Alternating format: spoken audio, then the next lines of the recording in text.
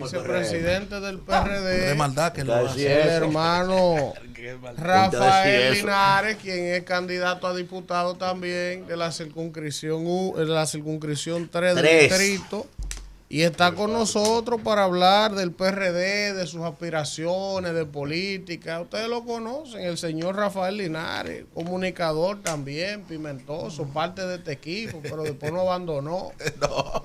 Buenos días, Linares. Buenos días. Yo me siento en casa, aunque mucho bebe romo, como digo yo. Cuidado. Pero es una cervecita nada más, compañero. Una cervecita. Porque aquí hay muchos que se sirven de la botella. Pero no lo voy a mencionar. Mira, pero yo pensando, antes de ir con Linares, yo pensando, pero mira, el único equipito, el programista que va a tener 3 diputados es este. Con el favor de Dios. Carpetosito, este equipito. Yo voy a hacer una sugerencia. Este hombre es merecedor de un aplauso por su presencia. El aguerrido, el doctor, el político primero, abogado y comunicador. Y carpetoso. La columna del PRD. Hermano Linares, déjame decirte algo. ¿Sabes que Linares me vio haciendo bulto por las redes? Coge y se graba, con una salsita, entonces me vocea, dime Manuel Cruz, bebe solo. Que eso comenzó los viernes. Eso es los viernes de salsa. Linares, hermano, quiero preguntarte lo siguiente, antes de que entremos en tu proyecto político. Este lío que tú estás mirando ahora mismo en la Cámara de Cuentas, todas estas imputaciones, tú que le diste al presidente de la Cámara de Cuentas, con un bate con clavo, como se hacía antes en los barrios, ¿qué te parece este asunto a ti? Mira, lo primero es que no tienen vergüenza. Esa gente no tiene vergüenza.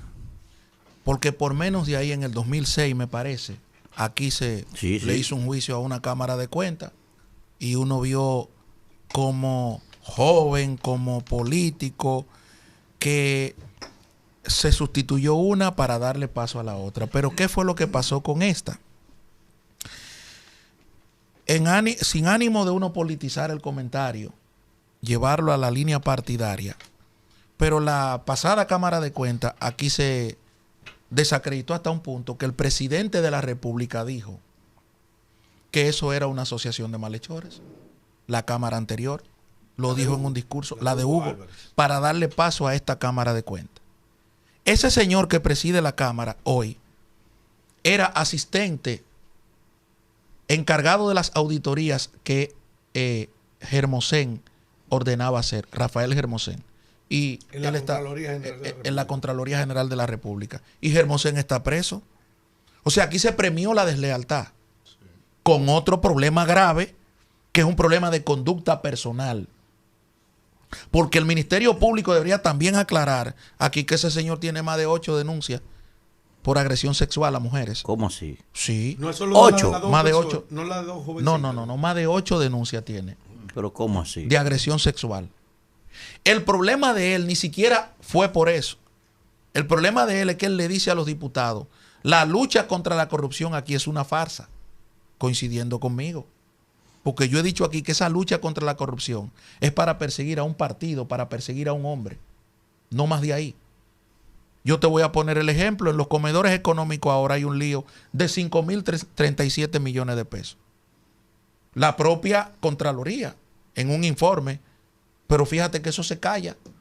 Entonces, aquí ha habido persecución contra un partido y se creó esa Cámara de Cuentas precisamente para eso, para perseguir a un partido. Lo que pasa es que el muñeco, la gula, la avaricia, la codicia, fue lo que imperó en esa Cámara. Es por eso el lío, es por el reparto. Linares, vamos a hablar de tu candidatura para que entonces después hablemos de política en sentido general. Bien. Presidencial. No, que el hombre vicepresidente del PRD ahora. Oye, ¿cómo es? Linares, candidato por la 3. Dime de tus motivaciones para presentarte como candidato a diputado nueva vez de la circunscripción 3 y por qué Rafael Linares entiende que en esta ocasión él sí va a ser electo diputado, Dios mediante. Con el favor de Dios. Sí, mira, lo primero es que todo el que me conoce. ¿Cuál es tu arraigo? Dile a la gente ahí en esos barrios. Lo primero es que todo el que me conoce a mí sabe que yo he sido un carpintero de la política.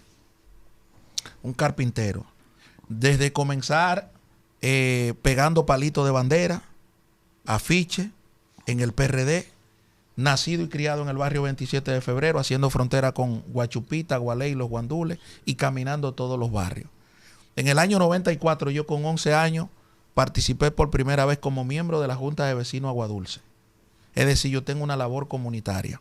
Y a los 16 años ya yo daba clases en el Colegio Academia Jerónimo, pero también impartía lo que eran cursos de informática básica en el Club Los Cinco Mártires y también prácticas de deporte. Es decir, yo siempre he tenido una labor cercana a los niños, a los jóvenes, a la juventud. Y luego ya en el 97, que es mi primera experiencia trabajando política de aduro, en el 2000, entonces ya ahí nosotros pasamos a la política de la Juventud Revolucionaria Dominicana. Para mí es fácil, porque yo salgo de aquí, o cuando salía de aquí, de cualquier programa en la mañana, cuando salía de la Z101 a las 7 de la mañana, yo me iba a Guachupita, me iba a Gualey a resolver un problema comunitario. Falta una cancha, hay que hacer un torneo, hay que promover esto, hay que promover aquello. O sea, ¿qué es lo que necesita la juventud de la circunscripción número 3? Espacios. Yo siempre me manejo con los inventarios.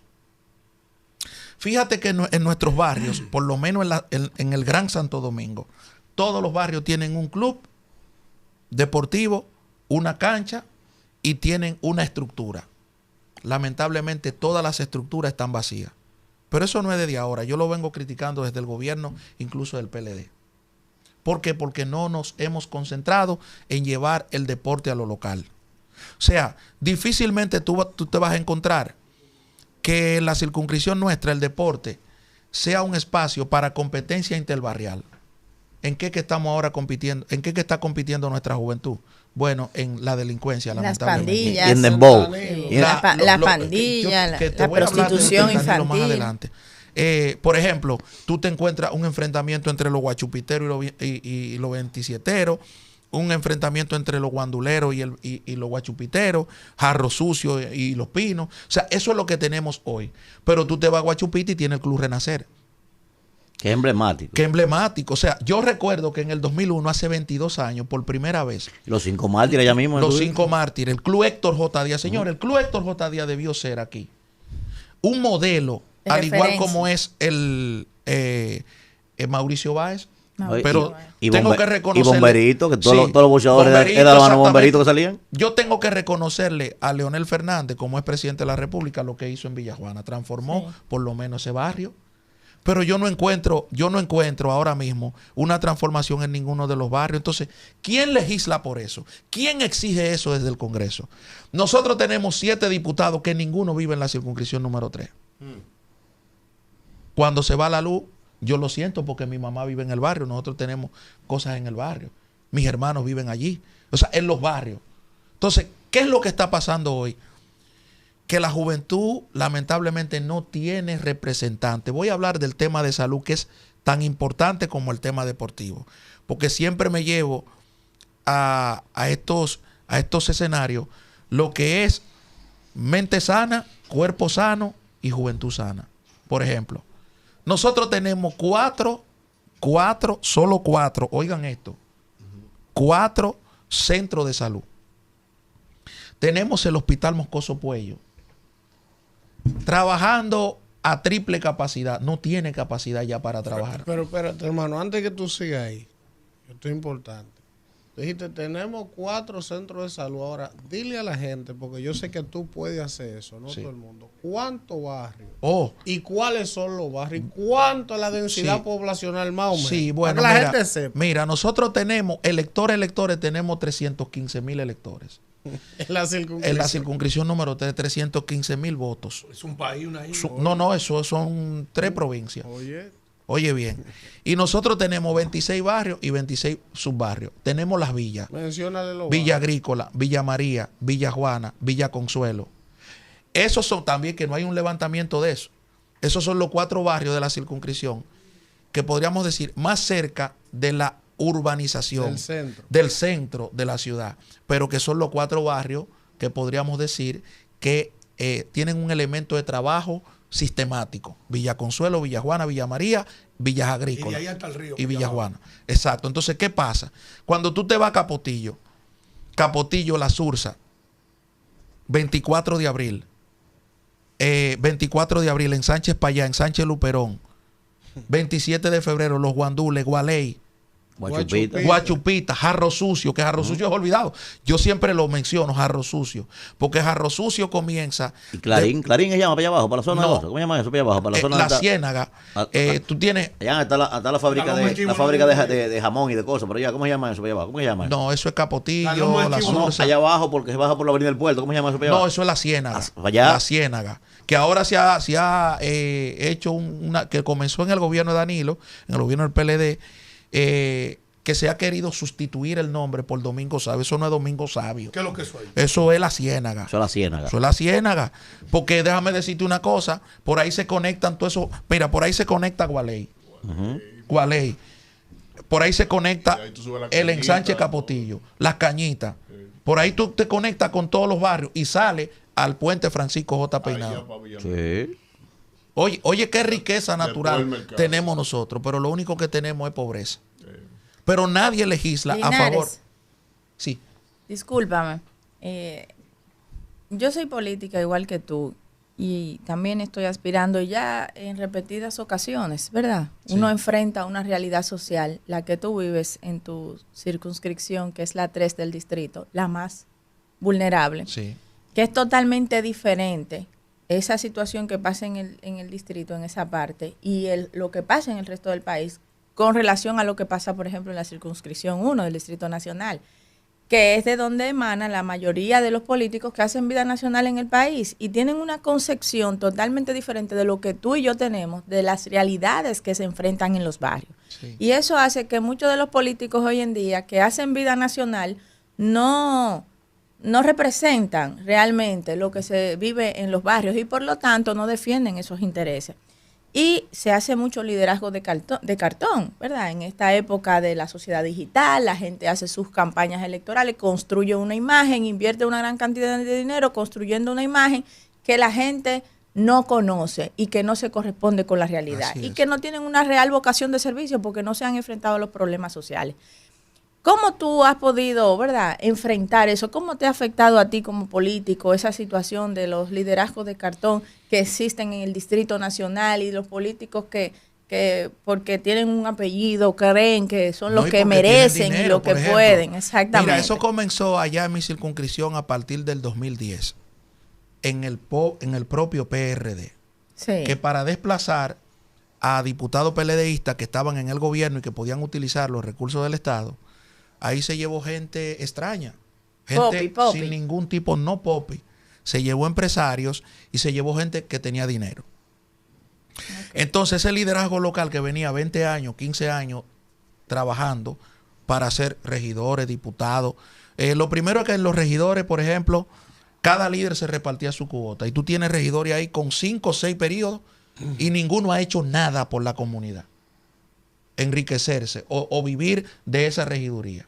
Lo segundo, que tiene diputados que nunca han levantado la voz por la gran necesidad que tenemos nosotros. Yo hablaba de las estructuras deportivas, ahora hablo de las estructuras de salud. Tenemos 4 hospitales o 4 centros que son el Hospital Luis Eduardo Aybar, todo el mundo sabe en la situación que está.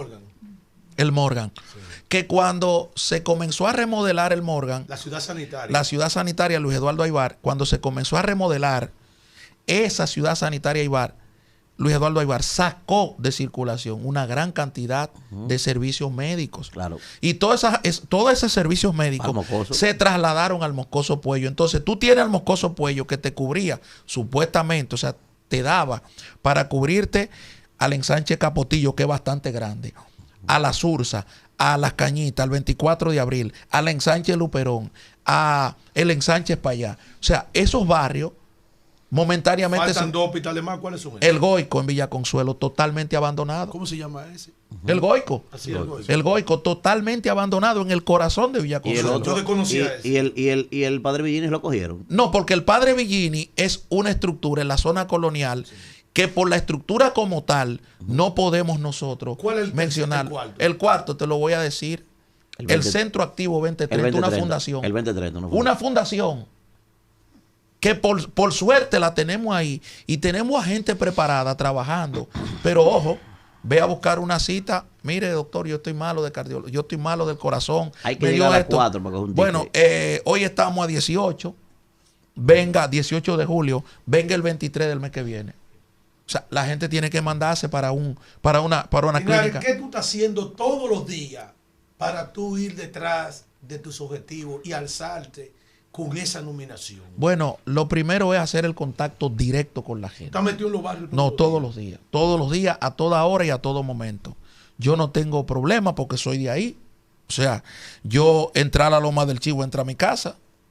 Entrar a Guachupita es entrar a mi casa. O sea, yo no tengo parangón, porque Guachupita tiene 65 edificios de 5 plantas y 35 de 3 plantas. Y tiene unos barrancones que de ahí es mi querido amigo el DJ Topo. Jarro sucio. De por ahí Topo Point. Sí. Por ejemplo, yo no tengo problema en ir a Villa María. Yo no tengo problema en mejoramiento social, porque, o sea, dime tú, parame donde Delio. Te quedó el Instituto de la Piel, el Heriberto Bogal. Bueno, pero que ese instituto tú tienes que verlo también dentro de la estructura de la ciudad sanitaria, Luis Eduardo Aybar. Ahí mismo, ahí. Pero tenemos otra, la Torre de la Salud. Tú sabes que Balaguer, cuando se propuso dividir Villaconsuelo y Villajuana, o sea, no, pero te voy a decir algo, Manuel. Los clubes deportivos, tenemos que mencionar a Fello Suberví en el PRD y a Peña Gómez. Nadie ha hecho más que ellos. Y a Balaguer matándolo. Y a Balaguer, no, los 5 mártires me lo llevé yo. No, a Balaguer promoviendo el espacio a la juventud después de haberle matado íconos. Claro, por ejemplo, el Club Héctor J. Díaz lo hicieron ahí. Y metiéndole droga a los barrios también, para pudrir los jóvenes. Entonces, nosotros tenemos la Torre de la Salud en Villajuana. Manuel, tenemos la Torre Estudiantil. Dímele de la suerte de la Torre Estudiantil. Pero tenemos la Torre de la Salud abandonada totalmente. Ya, tú te le metes la comida a la gente, te le comes la comida, te le bebe el café, no, te porque bebe el agua, pero usted tiene que también. Pero él lo lleva. Pero claro, eso te iba a decir. Él se bebe el café, usted pero puede ir a beberse su cafecito. Pero lo que a mí me sale en 2 o en 3, a muchos le salen 10. Porque no tienen ese arraigo político, ese arraigo comunitario. Eso. Es que, por ejemplo, si tú, mira, cuando la Cañada Benavides en los años 90, finales de los 90. ¿Está ahí esa cañada? Sí, está ahí. Está encachada. Encachada es que el gobierno la tapó para que corriera por debajo. Eso lo hizo el primer gobierno de Leonel Fernández. ¿Y eso no fue Sabamar que lo hizo eso? Bueno, pero en el gobierno... No, eso fue mediante estudios levantados. Y el gobierno de Leonel Fernández, del PLD, el primero, se reunió con todas las comunidades y propuso encachar desde ahí hasta la Ciénaga. Por un asunto hasta elemental, porque cuando llovía, la cantidad de muertos que paraban en el río Sama, eso era una cosa increíble. Entonces, ¿qué pasó ahí? Ahí vino otro problema, que ahí se comunicaron los barrios, que momentáneamente estaban un poco desconectados. Ahí se comunicó Guachupita con el 27. Ahí se comunicó los Guandules con el 27. Y ahí se comunicó la Ciénaga con los Guandules. Entonces eso te trajo como consecuencia un enfrentamiento muchas veces entre bandas. ¿Y qué se hizo entonces en el gobierno de Hipólito Mejía? Bueno, vamos a sacar esos muchachos de la calle. Y nosotros propusimos que a Guachupita, que a Guarícano, por ejemplo, que tiene altas edificios, se le llevara trabajo local. No, presidente, vamos a hacer algo. Vamos a pintar estos edificios. No compro PEP. No compro PEP ni nada de eso. ¿Tú sabes cómo era? ¿Qué significa eso? ¿Tú sabes cómo era? Era una asignación de pintura. Que la gente que estaba pintando no se podía robar ni la pintura. ¿Por qué? ¿Cuántas cubetas de pintura se lleva un edificio de 5 plantas para pintarla? Bueno, se lleva 15. Bueno, pues entonces, ¿y cuántos edificios tenemos? 65. Bueno, vamos a hacer 30 brigadas. ¿Y qué significa 30 brigadas? 30 por 10 son 300. Hombre. Yo te estoy hablando 2004. Yo con 17 a 21 años dirigiendo eso. Entonces, 30 brigadas, 300 muchachos. Si me termina rápido te voy a dar el otro. Dale. Y se le entregaba la pintura. Tú sacabas a 300 muchachos de la delincuencia por el momento. Claro. Entonces tenía una dinámica. Ese programa desapareció. Bueno, desapareció, entonces llegaron los gobiernos del PLD con la asistencia social. Y entonces eso se sustituyó por una tarjetita. Y lógicamente por el plan social de la presidencia. Cualquier dirigente clubístico, Manuel, te decía, yo tengo un torneo, pero a los muchachos hay que alimentarlo. Y te iba donde cualquier jefe de la policía, al plan social de la presidencia, a una entidad como a los comedores económicos. Y tú tenías la autoridad. En el gobierno de Danilo, tú decías, yo necesito 100 raciones de comida. Pero tú ni la mano le ponías esas 100 raciones de comida. Sino que iba el dirigente comunitario o el dirigente clubístico, iba y se la llevaba. O sea, esos son problemas naturales de la circunscripción que se resolvían. El de a pie. Hoy tú tienes un plan social de la presidencia totalmente vacío, abandonado, a la suerte. Aquí funciona. Bueno, pero funciona. No funciona. Siempre están al día. Los. Con John Péame en nuestra campaña. Solvamos la política. Mira, Vamos a la política. Pero, Linares, Vamos. Linares, tú vives metido en los barrios, en contacto con la gente en los barrios. Tienes experiencia, ya trabajaste en el Estado en el 2000, es un tipo que vive entre políticos, ha estado en distintos procesos electorales. ¿Qué tú vislumbras que va a pasar en el año 2024 en las elecciones generales, municipales? ¿Qué está pasando? ¿Qué tú percibes en los barrios? ¿Qué dice la gente? Mira, lo primero es que el PRM ha sido como gobierno, y no digo el PRM como tal, digo el presidente de la República, Luis Abinader, un presidente que ha sido la frustración de la mayoría de los dominicanos. ¿Por qué la frustración? Bueno, porque la gente esperaba un cambio de verdad, pero por ejemplo, tenemos que volver a esos barrios. Cuando la gente está comprando la canasta básica familiar, tiene que enfrentar la canasta básica familiar en esos lugares. Lamentablemente, tiene que verse con una realidad. Cuando tiene que comprar el pollo más caro, la carne de cerdo más cara, cuando tiene que comprar el arroz más caro, cuando tiene que comprar la comida natural más cara, entonces ahí tú lo sientes de verdad. Pero te voy a decir otra, los apagones. Aquí, EDESTE, que es la empresa del Estado, distribuidora del Estado, solamente le faltaban algunos elementos, algunos barrios para entrar al circuito 24/7. Ya eso no se sabe por dónde va. No, o sea, Villajuana, por ejemplo, tenía zonas que eran 24/7 energía eléctrica. Hoy no tiene 24/7. Pero ¿qué pasa? Villajuana tiene empresas. Eso significa que ese empresario te tiene que prender una planta eléctrica y tiene que consumir. Villajuana, podríamos decir, porque todos nosotros lo sabemos, todo el que quiere recrearse de jueves a domingo, déjame ver, tomamos una cervecita o algo, coge para un negocio, pero resulta que ese negocio paga seguridad social, paga energía eléctrica, y si la energía eléctrica se le va, tiene que tener una planta eléctrica, porque no puede fallar. De manera que le encarece el servicio, lógicamente, que contamina más, exacto, el humo y sonido. Un desastre. Entonces, este gobierno la tiene difícil. Fíjate que este gobierno ha acudido a la compra masiva de dirigentes de la oposición para poder posicionarse. Porque un presidente que esté bien posicionado no tiene la necesidad de comprar a nadie, porque tiene sus fuerzas. ¿Qué ha hecho, por ejemplo, en el distrito? En el distrito pasa un grave problema.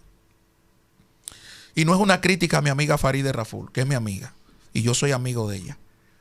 Pero Farideh tiene problemas para repetir, ni siquiera por Farideh. Es por la frustración del distrito, es por la frustración de la gente en el distrito. ¿En qué sentido? Es que tú no le puedes decir a una gente en La Cañita que Luis Abinader está en primer lugar. Tú no le puedes decir a una gente en Gualey que Farideh es la senadora más votada. Porque la gente no lo siente, no lo percibe. Hermano, es con realidades. Es que hay una parte de esa circunscripción y una parte del distrito que no consume redes sociales porque no tiene 100 pesos para poner un paquetico de 3 días. Vamos a establecerlo claro. Y se tiene que robar no. Se tiene que pedir el Wi-Fi de la banca. O sea que no hay una gente... ¿Qué porcentaje de la gente está conectada para ver una encuesta manipulada? Entonces, cuando tú... Y vete a los PRMistas como tal. ¿Qué cantidad de PRMistas tiene un empleo que pueda salir a defender el gobierno? Y la gente no entiende una cosa. Los PRMistas son los PRDistas al final. ¿Tú sabes cómo piensa el PRDista? Víctor es mi hermano, yo voy con Víctor al poder y Víctor tiene 1 año y Víctor no me ha conseguido nada. Faltan 3 años. ¿Qué yo le digo a Víctor? Quédate con todo, no te preocupes, que yo voy a trabajar para que tú salgas del poder. Es así, esa es la mentalidad. No trabajan a favor que otro llegue, sino yo trabajo para sacar fulano. Esa es la mentalidad. Entonces, en un partido como ese, por ejemplo, ¿qué te hizo el PLD? El PLD te preparó electoralmente a los presidentes de intermedio. Electoralmente. Es decir, el que está preparado electoralmente tiene un mínimo, por lo menos, de lectura, de inteligencia emocional, pero también te lo preparó académicamente. Y se prepararon en el Estado. Y entonces eso te permitió que cada presidente de comité intermedio fuera a trabajar al Estado. Que ganaba que los 30, que los 50. Hay presidentes zonales y secretarios generales en el Distrito Nacional que me han dicho a mí, óyeme, yo no voy a trabajar ni muerto por ese partido. ¿Tú crees que es posible que yo esté aquí como presidente de esta zona y yo esté ganando aquí 30,000 pesos? Y fulano que llegó ahora tiene una botella y tengo que ir a trabajar y tiene una botella de 100,000. Eso pasa en ese partido. O sea, la división interna de ese partido tiene que ser, y ahora voy con la oposición, aprovechada por la oposición. La oposición lleva 3 candidatos a senadores. Héctor Guzmán del PRD, José Dantes del PLD y Omar Fernández. Si nos unimos, yo te voy a decir algo. Todo el mundo sabe las diferencias que yo tengo en la Fuerza del Pueblo. Diferencia en el plano político, no personal. Sí, porque en el 2015 defendí con el conocimiento del narcotráfico, de las estructuras de narcotráfico a Leonel. Lo defendí. Pero si nosotros propiciamos una alianza, el candidato a senador tiene que ser Omar y los diputados repartírnoslos. ¿Y la alcaldía? Y la alcaldía tiene que estar en manos del PLD. Tiene que estar en manos del PLD con Domingo. Sí. Eso, o sea, esa es una fórmula. Una alianza de los 3 partidos. De los 3 o 4 partidos. PRD, PLD y Fuerza, y Fuerza del Pueblo. Eso es racional, O sea, entonces, óyeme, tú Omar, camina, tú no le puedes quitar a Omar que sea Omar Fernández. O sea, tú no puedes quitarle eso. ¿Y en la presidencial? En la presidencial yo creo que se augura una segunda vuelta. No, es que está marcada. Sí, ¿qué entiende Rafael Linares? Es que está marcada porque el gobierno hizo una mala estrategia. El gobierno, para dividir al PLD y a la Fuerza del Pueblo, dijo que Leonel tenía un 30, que Abel tenía un 18, que Leonel tenía un 25, que Leonel tenía un 15, faltando 2 años. Eso te quiere decir que los 2 candidatos van a subir. Que los 2 candidatos, que Abel te puede subir a un 25, o que puede ser mentira, o que puede ser manipulada la encuesta. Pero ¿qué pasa? Eso te quiere decir también que el gobierno va a bajar. Del 50 del poder. Bueno, no es que sea fácil. Es que si no tiene nada que exhibir, no hay forma de que repita. ¿Y los recursos que maneja el gobierno? Bueno, pero los recursos, por ejemplo, 8,000 millones de pesos en materia de comunicación, ya no le dan para manipular. Tú estás aquí y usted me disculpa. Voy a hablar de tu tema, el de Pedro Jiménez y el de Sergio Carlos, mi querido amigo. Pero señores, lo que pasó ayer aquí, es una muestra. Que tú no me escuchaste. Óyeme, es una muestra de que aquí hay un ministerio público complaciente con el narcotráfico o con el gobierno. Ese es un narcotraficante donde el presidente de la República andaba en un helicóptero. Y tú me dices a mí, yo que conozco, óyeme, el Ministerio Público actuó de oficio para trancar a la esposa del mayor, a dividir una familia. Yo conozco esa familia, o sea, la conozco, no, esa gente. Aquí hay urbanos que están promoviendo la familia, la unión familiar. El mayor es un ejemplo de eso. Que hay un problema de pareja, dale prisión domiciliaria. Dale presentación periódica, que esa mujer es madre. De oficio actuó el Ministerio Público y le conoció medida prisión preventiva. ¿Y por qué no actúa de oficio con un narcotraficante que ellos mismos están acusando, que amenaza a 3 periodistas? Señores, Roberto Saviano nació en Nápoles, Italia, y tuvo que irse huyendo a Nueva York porque la Cosa Nostra italiana lo quería matar por camorra. Pablo Escobar le dijo a Guillermo Cano, director del medio El Espectador, compre la caja que yo lo voy a matar. Y a los 2 años cumplió su cometido. Mató a Rodrigo Lara Bonilla y mató al director del diario El Espectador. Y no solo que después que lo mató, le metió una bomba al diario El Espectador. O sea, vemos un ministerio público complaciente con una persona acusada de narcotráfico y no pasa nada. ¿Pero por qué? Por las hipotecas que hay con el narcotráfico y este Linares, gobierno. gracias.